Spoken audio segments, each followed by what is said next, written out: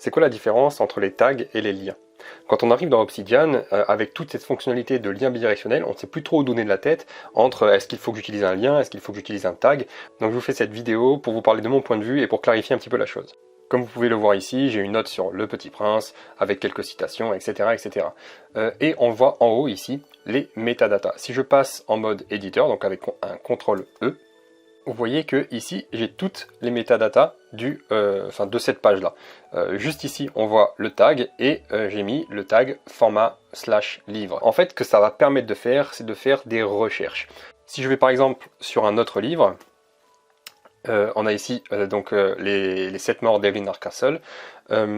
Encore une fois, vous voyez les métadonnées qui sont là. Et donc la même chose, vous voyez que ici le tag c'est le format livre. Donc comme je vous le disais, ça va permettre de faire des recherches. Je vais simplement ici dans tous les tags, je vois le tag format et je descends et je viens cliquer sur livre. La recherche apparaît toutes les notes où il y a ce hashtag, cette étiquette format/livre. J'aimerais vous dire aussi que ça peut être bien qu'il n'y en ait pas beaucoup, parce qu'après on peut s'y perdre finalement très facilement quand on met plein de hashtags, plein de tags de partout. C'est pour ça que moi je vous conseille d'avoir des tags principaux, comme ici, et ensuite des sous-tags. Donc pour faire ça, c'est simplement, vous faites simplement un slash et vous mettez le sous-tag ensuite, comme ici, format c'est le premier tag, et le sous-tag de format c'est livre. Et ensuite là je vois que dans format, j'ai le sous-tag YouTube, j'ai le sous-tag vidéo, j'ai le sous-tag formation, le sous-tag idée, etc., etc. Mais ça permet que ce soit plus clair dans ma tête et plus clair aussi dans le logiciel. Et donc la différence avec les liens, c'est que les tags vont être comme des grosses catégories. On va pouvoir venir compiler, on va pouvoir venir archiver plein de données, plein de notes, etc., etc. Les liens sont beaucoup plus directs. C'est logique, c'est des liens, vous me direz. Si on voit ici la vue graphique de cette note-là, vous voyez que j'ai les 7 morts d'Evelyn Hardcastle ici, qui est liée à la note de lecture et qui est également liée à la note DataView livre que je vous montre tout de suite. En cliquant dessus, j'arrive donc sur cette mini note-là, encore une fois c'est un exemple, où j'ai une liste de livres qui sont directement liés. Donc là, en cliquant sur le Petit Prince, j'arrive sur la note du Petit Prince, je vois ici qu'elle est liée à cette note-là, et je peux comme ça naviguer entre mes pages assez simplement, assez rapidement.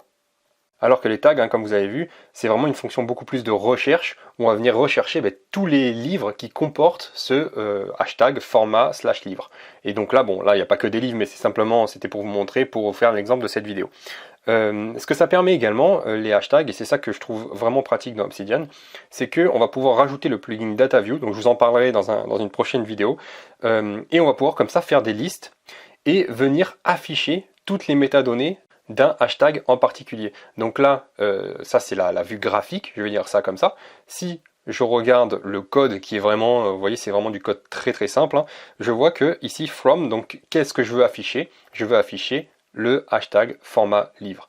Et quand je mets le curseur à côté, ça m'affiche directement. Je vais fermer ça, et même quand je passe pas en vue graphique, vous voyez que j'ai directement ça qui est affiché avec la couverture, etc. Et ça a été possible grâce à ce plugin DataView, mais aussi grâce au fait que j'ai mis des tags directement. J'en profite pour vous dire d'ailleurs que si vous voulez des astuces sur l'organisation personnelle, sur la saine productivité, et en particulier sur le logiciel Obsidian ou sur les mind maps, n'hésitez pas à vous abonner pour vous tenir au courant des prochaines vidéos. Si je vais maintenant dans la page que j'ai créée pour cette vidéo, donc une très courte page, très rapide et très sommaire, pour vous expliquer très rapidement la différence entre les tags et les liens. Pour moi, les tags, c'est une fonction de recherche, ça nous permet de rechercher parce que ça nous permet de créer un dossier infini. On va pouvoir venir stocker des idées, des notes, etc. etc. Et en plus de ça, comme vous le voyez ici, il y a deux tags, donc le format /YouTube et le logiciel /Obsidian. Ça fait que cette note-là, elle est stockée dans deux dossiers différents. À la différence du système classique, vous savez, de dossiers, etc., comme on a ici.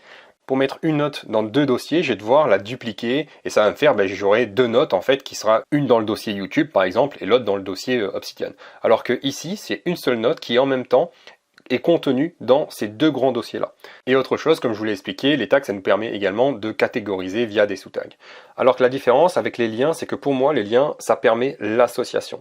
Donc ça dépend vraiment comment vous fonctionnez. Est-ce que vous avez vraiment besoin d'utiliser des tags pour la recherche, alors que l'association, comme on sait que notre cerveau fonctionne par association d'idées, par association d'images, par association de pensées, ça peut être aussi très utile pour chercher ses idées, chercher ses pensées, etc. Je vous montre ça juste après. Donc les liens, ça permet de lier les notes antennes, c'est logique, et donc de construire une base de données. Si je vous montre l'exemple d'un autre coffre Obsidian, comme vous le voyez ici, c'est la même même page, à ceci près que j'ai rajouté le hashtag ID. Et donc ce que ça va me permettre de faire, c'est que quand je clique dessus, ça va m'afficher toutes les pages, toutes les notes qui comportent ce hashtag ID. Alors que les liens, si je reviens dans une page ID, comme j'ai mis juste là, vous voyez que j'ai les mêmes notes, mais par contre elles sont liées directement à cette page-là.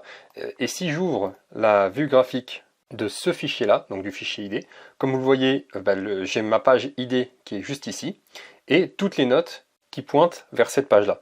Et ensuite, si je veux afficher le tag, je vais venir ici afficher les mots-clés, donc le tag.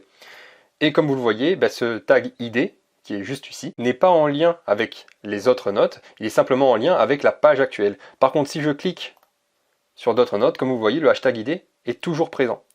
Si je reviens et que je clique sur d'autres notes, vous voyez que le hashtag ID est toujours présent. Ça fait que c'est vraiment un gros dossier où je vais pouvoir, une sorte de dossier infini, je vais pouvoir venir stocker toutes mes idées. Et là, vous voyez bien la différence entre les liens et les tags, c'est que voilà, ce lien-là, toutes les notes qui sont liées avec la note ID apparaissent directement dans ma note ID. Alors que le tag, si je clique dessus, ça m'amène directement à la recherche. Je ne peux pas apparaître la vue graphique du tag parce que c'est vraiment un dossier infini.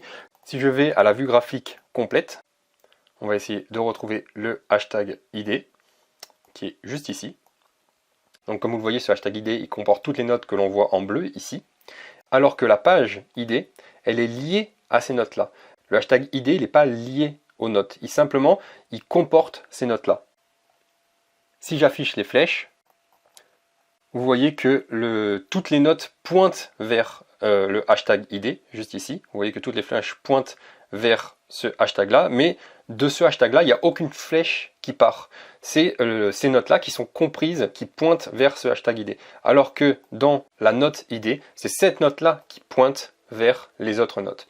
Donc ça fait quand même une grosse différence. Donc pour résumer, comme je vous l'ai écrit là, c'est vraiment, en tout cas pour moi, les tags, ça nous permet de rechercher de l'information, ça nous permet de faire des sous-catégories, d'avoir une sorte de dossier infini, alors que les liens, ça nous permet d'associer les différentes informations entre elles, de pouvoir les retrouver via le système d'association, justement, via le système de liens, et en même temps de se créer une base de connaissances. Et bien évidemment, ça dépend de votre utilisation et de ce que vous voulez faire. N'hésitez pas d'ailleurs à me dire en commentaire si vous aussi vous utilisez les tags ou les liens. Et puis moi je vous dis, colorez votre vie pour le meilleur.